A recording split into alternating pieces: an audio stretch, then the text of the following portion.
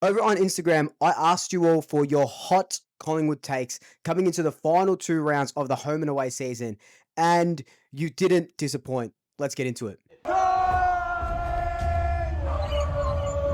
Before we jump into it, I can see that there's a lot of new viewers and casual viewers. So, hello, welcome to Swoop Luke.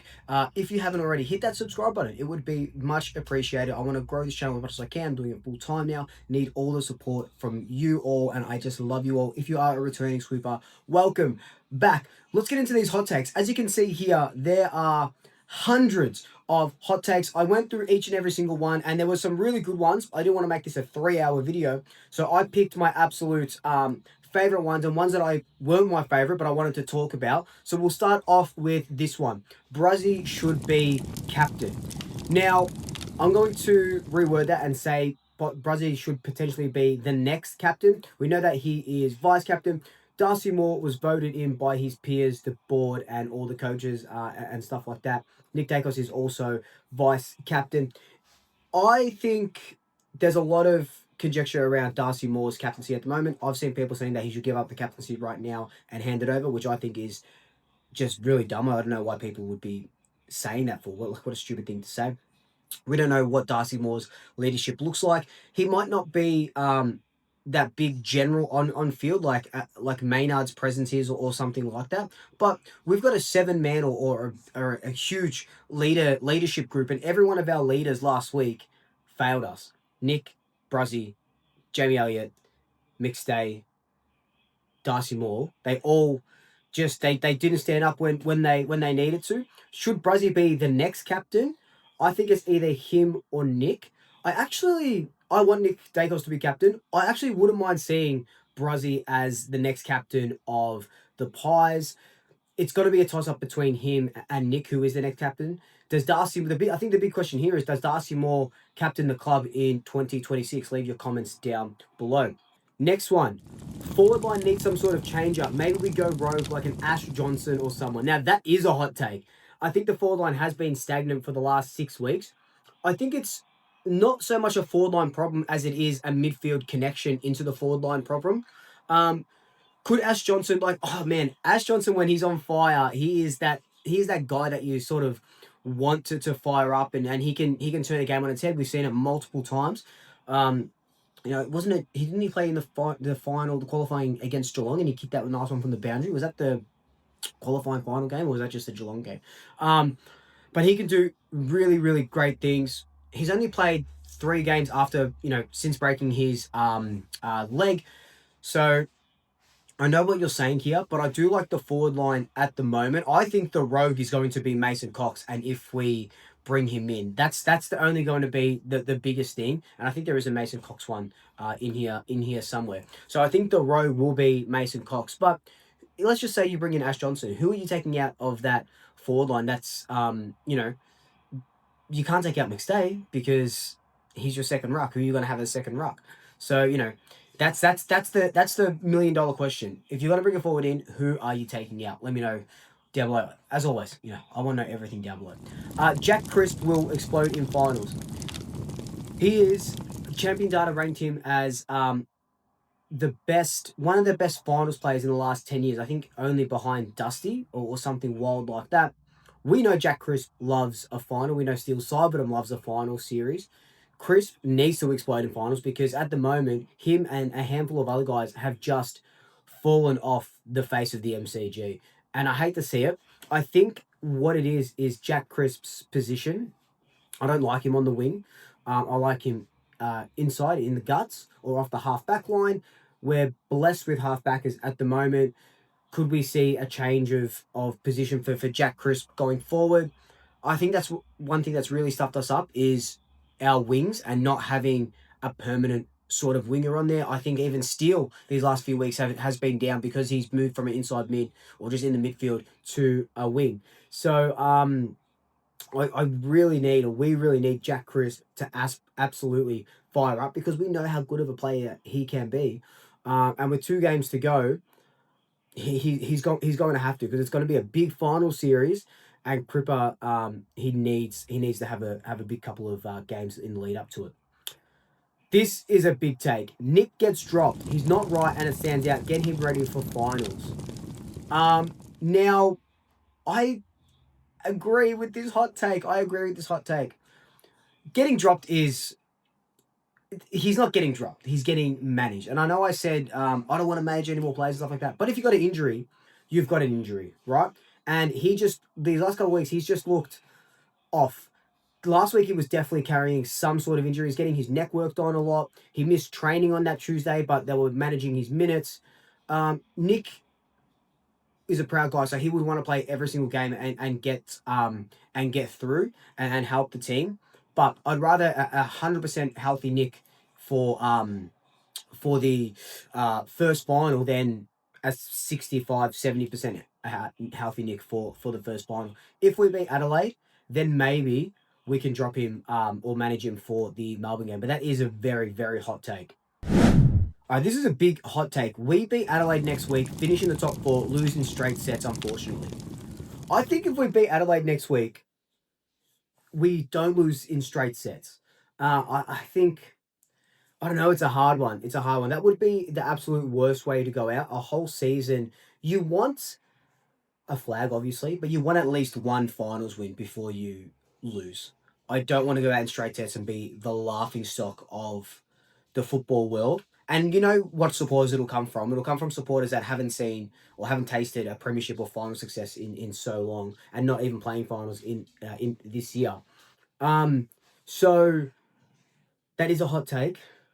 It could come true. I hope it doesn't. It all depends on Adelaide next week. And as I'm recording this, West Coast are beating Adelaide. So interesting. All right. This is okay. This is going to get me fired up. Darcy Moore would be dropped if he wasn't captain. For who? For who? Tell me. Who is going to replace Darcy Moore against Adelaide? Tell me. Who? I'm waiting. No one. Exactly, no one. No one. It's all system. Darcy Moore's been down because we haven't had defenders around him. Look how well he was playing at the start of the year. People were saying, oh, 2023 Darcy or thereabouts. He's playing really well. He's having his game because Billy Frampton and Jeremy Howe are there. We haven't had Billy Frampton and Jeremy Howe for 4 or 5 weeks, and he has to do it himself, and he's not a one-on-one defender. He's not playing his natural role. And then it's not even just that. Like, people are just people are just not opening their eyes. And look, I've called out Darcy Moore if he's played shit, and he has been. He's been really down on form. He's been playing crap. But to drop him is the so stupid. It's just so like, for who? Who's coming in? Who's coming in? Charlie Dean, Cochrane for a debut against Thilthorpe and Fogarty and Walker. TJ's injured. Jacob Ryan's injured. Reef McGuinness is injured. Silvani, can you try and grab him from Carlton now and play with us? Who's coming in for Dusty Moore? That's a very hot take. So hot that it's cold. We're doing this downfall on purpose and still gonna shock the world and win the flag. See, this is a hot take I can get behind. This is scalding hot. This is how hot. That's how hot it is. I love this. This downfall is all on purpose, and we're still going to win the flag. Give me this hot take. It's going to happen. If Sidebottom and Crisp or anybody else, they would have been dropped based on effort. Now, I half agree with this hot take, half don't agree with this hot take. I think Sidebottom has been down a little bit, but I think he's played exponentially better than Crisp. Crisp, on the other hand, I feel like he's needed a rest for the last few weeks. At one point, he was playing really well, and then Kane Corns called him out, and then he started to drop off. So I don't know. That was wild. That how that sort of works. It's like he foresaw the future. And if you're gonna put Crisp on a wing, bring in Ed Allen. And give Crisp. He's been playing for 11 years straight. He needs a rest. He needs a rest, I reckon. But yeah, they probably would have been dropped based on effort, especially Jack Crisp these last couple of weeks. He just hasn't been himself. I know that the whole team hasn't been themselves, but Jack Crisp definitely hasn't been himself. So I don't mind this hot take. Cox is more important than we think. Moore and McStay should both be traded. Trading Darcy Moore, right, is just stupid. It's just such a silly idea. and trading McStay. McStay has been down because he's had to play as a full forward, as a second ruck, and as a backman. He's had to play 3 roles. We recruited McStay just to play as a forward. And when he just plays as a forward, he does well. Look at him in 2023. We don't get to the flag. We don't win the flag without him. I think Cox is more important than we think. I like that as a hot take, but I don't like the hot take that Moore and McStay should both be traded. It just won't happen. But Cox is more important than we think. I've got a feeling that they bring in Cox against Adelaide and release McStay to either play in the back line or as a permanent forward. But they're going to go a little bit taller against the Crows. Like, I can just feel it in my stomach. We have no future. 12th to 13th finish for the next 5 years after next year. Interesting hot take. I don't agree with this hot take. We do have depth coming through. We're going to be recruiting some really, really talented youngsters in the draft. We're also going to be getting players through free agency and, getting players we've got players that are coming out in their prime. It's not going to look good when 12 over 30s leave 100%. But I don't think 12 13 finishes for the next 5 years after 2026 is going to happen. They'll stagger the leaving. There'll be 4 or 5 older players that leave this year. 4 or 5 players retire, like Pendlebury, Sidebottom, Howell retire next year. But then we'll have another crop coming through. We'll have more money to go for free agents. We'll have more capital to trade. And we'll start getting these free agents and guys like this before Tassie come in. So I don't think I don't agree. I don't agree with that at all. But interesting hot take. We can't just be relying on our oldies, aka how to get us a win. We need youngies to adapt. That's 100%. I 100% agree with that. I hate that we rely on a 35-year-old to set up our team defense and we're saying, oh, Darcy Moore's going to play better when Howe comes in. Frampton will play better when Howie comes in. Our defense will look better when Howie comes in. Howe's 35. That's a lot of pressure for a 35-year-old who at the moment just can't keep himself on the park. Not because of his fault or anything. Just, there was a couple of injuries and stuff like that. Breaking down, and then this unfortunate concussion. But this is where Reef McInnes comes in next year. A bit of the forgotten man. This is why we're going after Jack Silvani, so we're not relying on Jeremy Howe. What we need down back is the general to set us up. Nathan Murphy did it, and then Nathan Murphy wasn't there, so Darcy Moore tried to do it. Darcy Moore isn't that general. He's more of a leader. He's not a general like that. And that's what Howe brought in, and that's why we need Howie. Someone else has to get down there and settle them. I think it could be Perryman, but again, I envision Perryman moving into the middle in the future. But I 100% agree that the young guys need to adapt. We unfortunately just don't have young guys that can replace Howe at the moment and be that general. McStay needs to be dropped for our forward line to function properly. Now, this is an interesting hot take. I can see why they're saying this, mainly because, sometimes our game plan is kick it in, hope to McStay and see what happens. But like I said previously, McStay has had to play 3 roles. If he's just playing as a forward, he can clunk them forever. He can clunk them from everywhere. Sometimes he can't kick straight, but it creates a problem for defenders. But when defenders know that he's going to go into the back line or he's going to go into the middle, they don't have to really worry about McStay. But I think if anyone is going to come out for Cox, if Cox comes in and anyone comes out, it probably will be McStay because of that second ruck role. But maybe they're going to chuck him in the back line now that we haven't got Jeremy Howe down there. So it's a bit of a wait and see. Definitely wait for the training videos and see where we go from there.